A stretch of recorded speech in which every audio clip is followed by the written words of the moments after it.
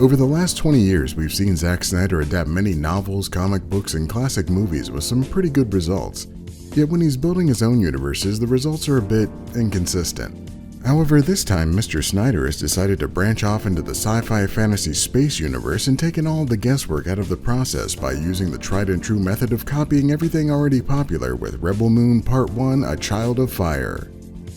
We'll open on this opening where a phallic ship slides through the space vulva to the sound of Anthony Hopkins using every ounce of his credibility to make this backstory seem like it might be relevant at some point in the next 2 hours.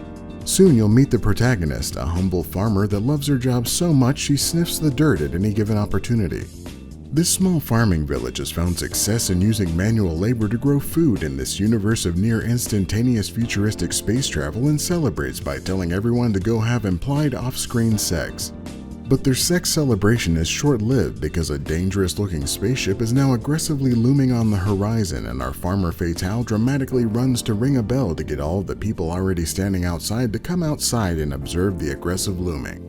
Their observation does little to stave off the space Nazis that swoop in, emerge from their ship, and begin what's basically that opening scene from Inglourious Basterds, but with a delightfully awkward hug. In this futuristic universe of warping space and time, even the logistics of food have eluded technological advancement, so this humble farming village is garrisoned with a small contingent of space Nazis that settle in for the next 10 weeks while they grow some grain. But it doesn't take long for these space Nazis to do what generic villains do best and start being even larger assholes.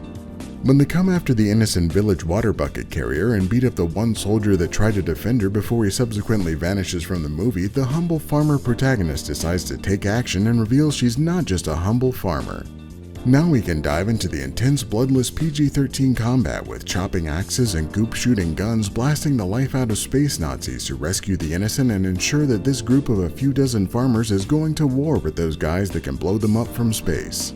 With this brand new motivation after a lengthy flashback introduces a half-dozen characters you don't know and will never know during the overnight journey, the real adventure begins.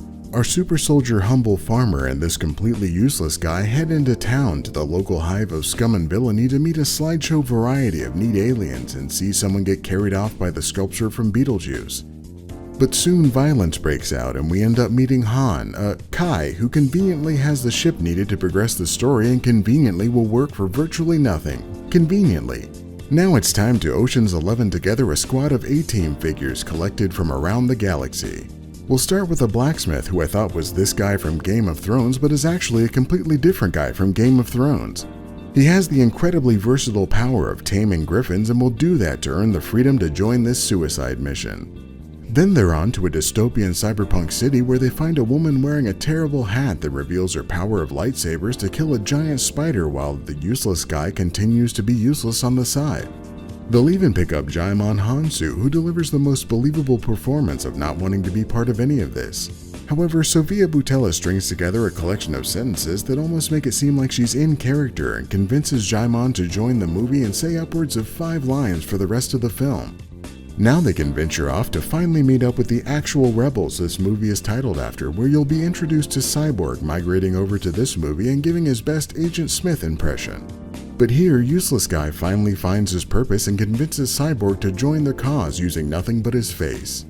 Everything else that happens in this 2-hour meet and greet is irrelevant because this 2-part series has a preview trailer showing that they ultimately all get back to Farmville and fight those space Nazis like they all wanted to from the very beginning. Rebel Moon. Even this is better than The Rise of Skywalker. Rebel Moon does present a collection of visually impressive scenes, especially in the moments of action, even though it has to do that under the choking chains of a PG-13 rating. You of course get all of those classic Zack Snyderisms like copious slow motion, muted colors with high contrast lighting, as well as some new features like 2/3 of the screen being out of focus. However, none of this benefits the generic story or set pieces. You'll certainly recognize plenty from Star Wars, but there's a bit that feels like it was lifted straight out of Warhammer 40,000 and even Chronicles of Riddick. The narrative is forgettable and mostly serves as a platform upon which to introduce you to the rest of the cast, and a surprising number of those characters are just left behind. That's probably the only surprising aspect of the story though, because the single twist is broadcast from miles away and the film keeps poking you to remind you that it's coming all the way back in the first act.